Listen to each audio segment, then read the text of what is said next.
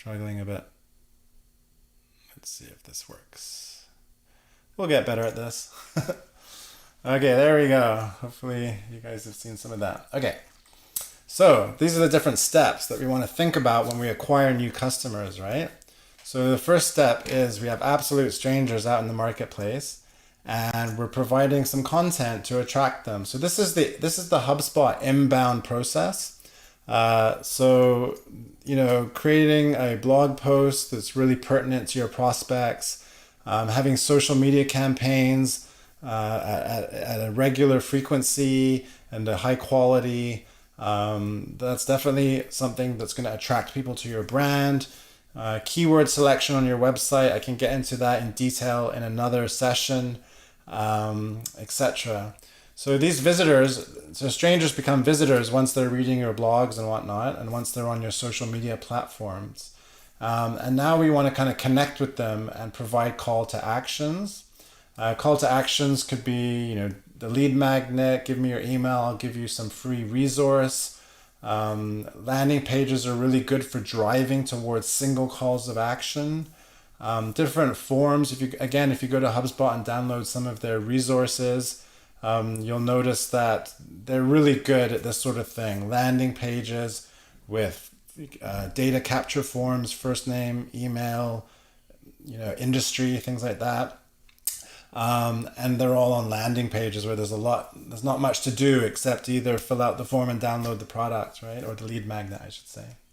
So once people have started leaving their email addresses and are doing various engagement call to action activities, they become leads, right? And so this is where marketing automation with products such as MailChimp or Constant Contact are really great, because what used to take a lot of manpower or person power to kind of manage can now be automated. So again, every 3 days you can send them a new piece of content, and you can measure if they're using that content or whatnot. And so when they become customers, they may have made some sort of purchase, then you really want to just keep going, right? So again, this marketing automation is just half the battle. Having automation that deals with your customers, especially if you have a large customer group and want to scale, it's a really good idea to kind of keep that stuff going and provide them with sort of customer-centric information, and also just checking in on them with maybe the Net Promoter Score, and making sure that this is automated, scalable, and provides you good data on how happy your customers are. When they become advocates, maybe they've been a customer of yours for 5 or 10 years, they're sticking around. This is the person that you really want to advocate your brand. And so providing them little things they can do, such as filling out testimonials easy or sharing your content with their network, those are things that you might want to consider. So SEO, I'm just going to basically skip over this because you can go kind of read it yourself. So usually I recommend people type into Google, the Google Search Engine Optimization Starter Guide. It provides a ton of good information. I put out the table of contents here so you can see kind of what it has. Again, start slow, start small, just choose a couple of things you want to fix on your website. And if you want to do it yourself, there's, for example, some WordPress SEO plugins that are available. So they have the original Yoast SEO, which is a plugin. You put it into your WordPress site, and it just basically helps you fill out all of your SEO tags, and also rates each page and tells you how good it is from an SEO perspective. And now Yoast also has different ones. So they have video SEO plugin. They have a local one, which I think is really cool. As you know, when you search for businesses on Google now, often the first link is not yours, not your business, but it's Google's kind of little summary about your business. So the local SEO helps Google fill that in beautifully. And so they have other ones here if you run WooCommerce, which is an e-commerce plugin for WordPress. So for $200 a year, you can get the whole package, which I recommend because that's probably like couple hours, maybe 4 hours of expert SEO person, but you get a whole year's worth and can just kind of do it yourself, or your web dev can do it for you. So it's sort of a great place to start, I would say. So again, I kind of mentioned this before. Make sure your cost of acquisition is less than the lifetime value or the lifetime total value of your customers. That's something you want to track really carefully, and you think carefully also about the timeline. Lifetime is not 30 days. It's not even 60 days. You really want to be measuring return on investment at least 90 days, I would say. So we're coming up to 45 minutes here, and we've still got a ways to go. So I might speed up a little bit here. Sorry if I'm going too quick.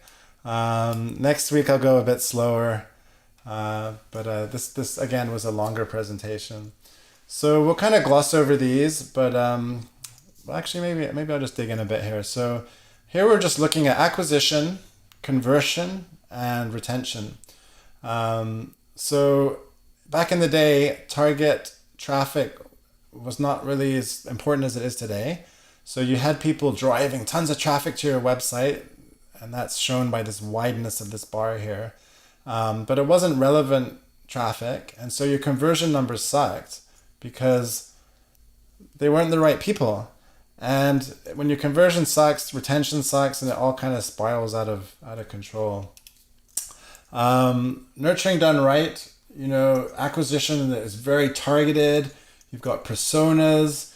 You're translating those personas into when you set up your Facebook ads, you're really targeting the right people. So that's critical.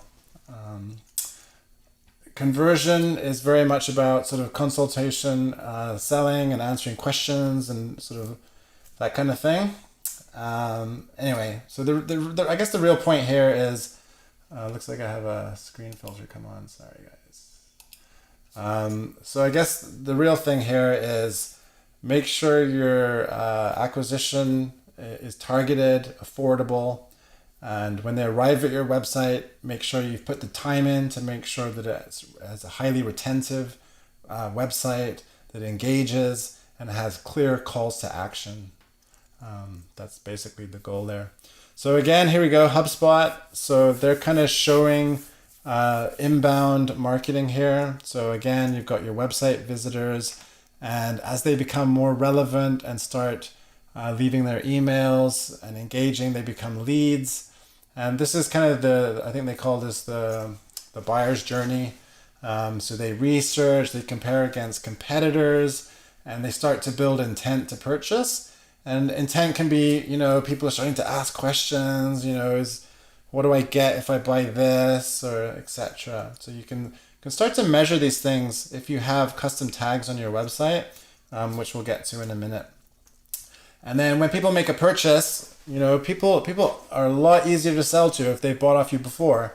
So people make a purchase, a lot of people I talk to, they have low ticket items to get people purchasing, and then they kind of upsell them. So that is definitely one approach that works for some people. I like businesses that have recurring revenue. So if you can build some kind of recurring model, that's great too. And then as your customers are repurchasing and they're really delighting in your business, that's when you want to provide them the opportunity to share with their network how great your brand is. And that in itself, customers who become proponents of your brand are promoting for you, right? So that just feeds back into the cycle of more leads. So acquisition. So some little action items for anyone who's feeling up to it. Create 3 customer personas for your business. Go and review your website copy and make sure that it speaks to those personas. If you're able, get your web dev or yourself to go and create a landing page that is not necessarily part of your menu. It could just be a hidden page. And then if you create some basic advertising, point to that landing page and make sure you set up Google Analytics beforehand so you can really measure the success of your landing page. I actually recommend you have 2 landing pages and have the same product or service for sale, but just change the story, the picture, the video a little bit, And then when you create your Facebook ad, create two of them, identical targeting, and point at both of those landing pages, and you'll quickly see which one is working best. So, I'm a big fan of guerrilla marketing too. So Craigslist, Used Victoria, Kijiji, and products like that, you can go and post for free and get a lot of traffic. And you'll see that pop up in your Google Analytics. I challenge you guys to also either fire up your blog or add a post.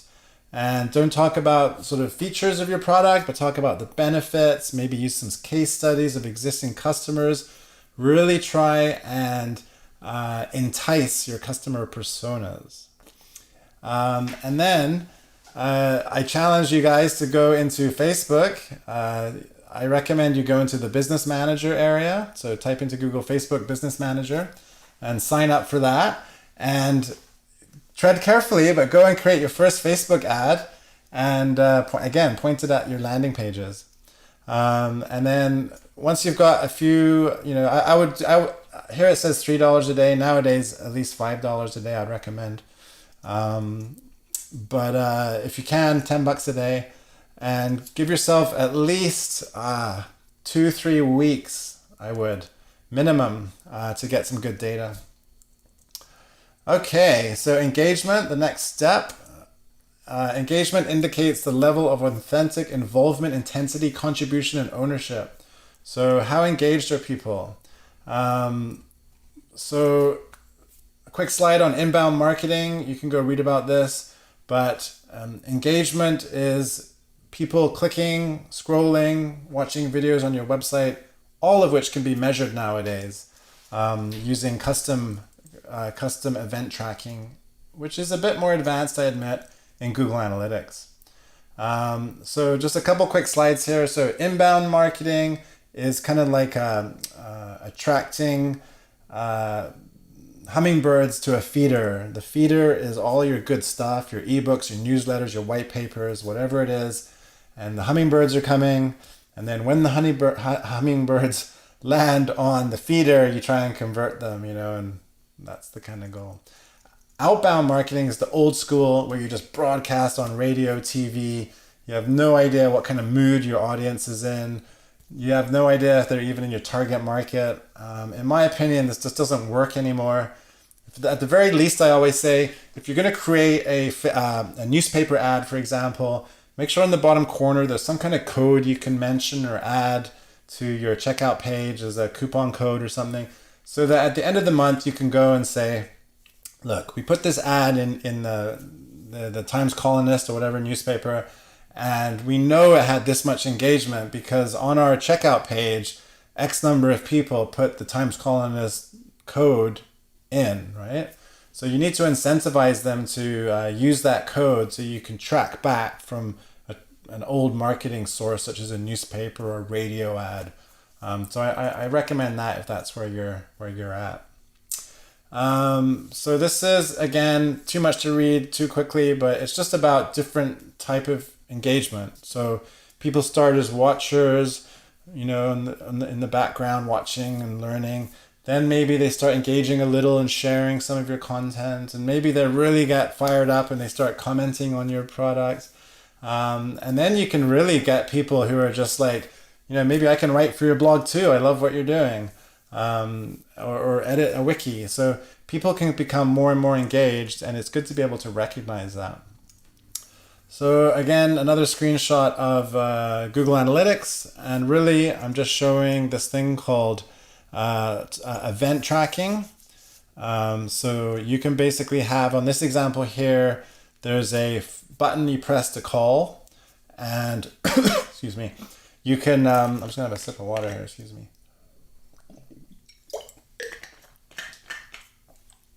You can basically put a custom JavaScript tracking on that button, and you can start tracking how many people click it over a certain period of time. So I put a link in here just to show you another cool website. It's called Search Engine Watch. They have how to use Google Analytics event tracking. But this website is just a great website for SEO and whatnot. So definitely remember that one. So here we go. So actions to be measured. So you can look at content that's viewed, people watching videos, you can track that. Ad revenue per visit, download rates, poll participations, how many people sign up or follow on social. And then again, if you're using social logins, which I highly recommend, you can measure how many people create an account and whatnot. This one's kind of hard to read unless you print it out, but it's just about being really kind of organized on your website. So setting a schedule for your social media, making sure you've downloaded the SEO plugin on your WordPress site, for example, and going through that, reading the documentation, making sure you've got all your SEO tags, making sure your calls to actions are very clean and obvious, and they have preferably been set up to be tracked specifically in Google Analytics. Make sure your layout is simple and clear. Make sure you use visuals. Social media posts that have visuals are much more engaging. Make sure you understand what the goals of your website are. What does success look like for you? Is it downloading some brochures, or is it more than that, right? So have different levels of goals and whatnot. The big one too is make sure you really provide a lot of value up front. So I always talk about the 80-20 rule, which is everything that you provide in a newsletter should be 80% value. There should be no ask. And then just at the end, maybe 20% is, if you like what you see above, consider the following, like a kind of a softer sell, the 20%. Know your audience is the persona thing again. Know your purpose, which is understand what your why is, why you're in business, why you're proud to be selling what you are. And the big one here is tell your story. So a quick little thing about that is, I always think about famous artists who have passed away and then they become so famous, right? And it's always kind of bittersweet. It's like, well, why couldn't they have been famous in their own time? It's almost like when people read an obituary about some famous artist, it's only then that people understand who they are and what they lived for and whatnot. So the way I turn that around into a positive is, write your business story now, sell your story. You might only be halfway through that adventure, but having a clear story about why you started your business, who you're trying to serve, and how you got to where you are and where you're going in the future, up front on your homepage, nice and clear, it's always going to create a good first impression. So I think I'm just going to skip this. You can read this one later. So just a reminder to write really good content on your website. So tying into that story comment, make sure your story is, crisp, short. It's harder to write short stuff than long stuff. So cut away words you don't need. Keep it short and concise. And again, nearby there should be action items. So one topic, I see I'm going over 8 o'clock here. Hopefully you guys can stick around a bit. Next week I might just make it an hour and a half or something, that I don't have to go quite so quick, but we'll see. Or maybe I'll start just picking up next time where we left off, but we're going to keep going today, probably for another 15 minutes if you can stick around. So drip marketing, again, I kind of touched on this a little bit, but it's email automation. So I've got some links here, so you can go and check out MailChimp now includes automation. You can watch this video. So a quick example is you come to the website. Let me just go back here. So you come to the website and there's a lead magnet, some kind of value proposition, a brochure full of good information that targets that persona. And you say, well, you can have this brochure if you give me your email and your first name. So all of a sudden you start seeing your database fill up with first names and emails. And then if you're using a product like MailChimp Automation, or there's another one called Constant Contact, you can set up a little chain of events. So after 3 days, you can send an automated email that says, how did you like that first brochure? Well, guess what? Now I have a video series. Here's the first video. 3 days later, guess what? I saw you watch that video more than halfway through. Here's the second video, etc. And you can have little decision statements in your automation that says, hey, this person didn't watch the video. He hasn't even opened it. resend it. So you can set up these email automation flows that are very scalable and don't require human input. Unless you want to, you can go in and look at your results and say, man, this person here has watched all 3 videos, but they haven't purchased yet. And when they first signed up, they had their phone number. Maybe I'm going to reach out to them. So you can reach out and say, hey, I saw you watched all 3 videos. I just wanted to know if you want to see our 4th video, and maybe I can walk you through it or something like that. Some kind of personal touch, right? So anyway, I call that drip marketing. And this is a product called Keep, which has an example here. So they have landing pages, they have an email opt-in form, and it collects the email, and now there's a clock, which is a delay of time, and then it sends some emails or whatnot. And depending on how much engagement there is in those emails, when they click out to watch videos and whatnot, it looks like this product gives people different lead scores. And then depending on how hot the leads are, this is the people who watched all 3 videos, this person only watched 2 videos, this person didn't watch any of the videos. And so you can kind of start measuring how warm your leads are, right? So here I've just taken a slide that shows, again, the customer journey. I think we've covered a lot of stuff like that. So something you can just read on your own time. This is a bit blurry, I apologize, but I really wanted to keep this one because this is an automated email sequence that starts when the customer's purchased. So this here just reminds me that not just marketing automation for prospects, having automation for your customers to check on them and provide them value and to basically prevent churn. You don't want them to leave your product or service. So you always want to be touching base with them. And if you're a big company, you're going to want to automate some of that. Again, can't read it all right now, but this is just a reminder that Facebook fans, people who follow your brand already, are going to be easier to convert. So, an example is you might want to consider an ongoing cheap Facebook campaign that just brings likes to your page, because then you'll have a bigger group of people to see your events when you launch new events and whatnot. So again, a slide you can read on your own time. This slide I included just to remind people social login. So social login, let me just see if I can pop this open here. Social login is when you use like Facebook, maybe I can zoom in a little bit here.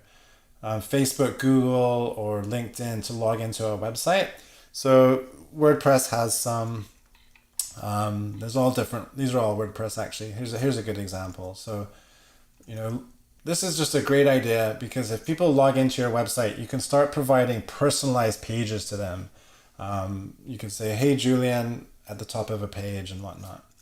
So just something to think about adding to your website at some point. And you'll see the retention of a social login is higher than someone who's not logged in. So in Google Analytics, there's a section where you can go and look at engagement metrics. So that's something else you would want to consider. So Virality, we're going to move on real quick here. So Virality, again, is how shareable is your content. So one of the ones I like is called Add This. And you can see here, you can set up little widgets that have all the primary social networks available. And you can add these, and I recommend doing so, under each of your blog posts, on each of your pages. And pretty much you can't have these too much in my opinion. And the Add This has a dashboard that includes all the metrics you need to see how successful these things are. So here's a website example here that has the Add This sidebar. So even if you scroll this website, this is always there. And here's an example of a blog post that has shareability at the top of it.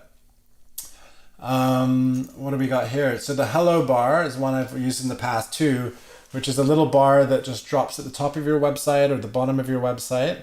And you can provide pertinent information. So I like using these with a little call to action that basically pops into a landing page. So maybe, we're just building a new website for digital desks. And so on our new website, I'm probably going to have the hello bar at the top. and then these webinars will be visible at the top there. So once I launch that, I'll share that. So here's just a blurry picture of the Add This dashboard, but you get the point. So this is kind of weird that I made this slide in, what was it, 2014, 2015 or something, and it's got little viruses on it. Well, what do you know?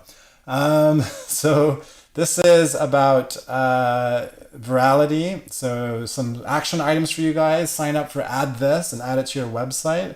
Put those share buttons on the side of your website. Put the share buttons on the bottom of each blog post. A good little tip there is that you don't need to manually add it to every single blog post. You can add it to the blog footer and it automatically adds it to all the blog posts. You could also go check out the hello bar. And you could also consider giving away prizes based on virality. So when you go into the Add This at the end of the month, you can see this particular person gave the greatest amount of shares and you can maybe reward them in some way. So you can view your virality reports in Add This, but also in Google Analytics. So now we're going to quickly talk about conversion, which is converting a prospect into a paying customer. But again, I like to point out, it doesn't have to be a purchase. It could be as simple as somebody giving you an email address and downloading a lead magnet, i.e. some kind of free resource. So different conversions of different sizes are good to track.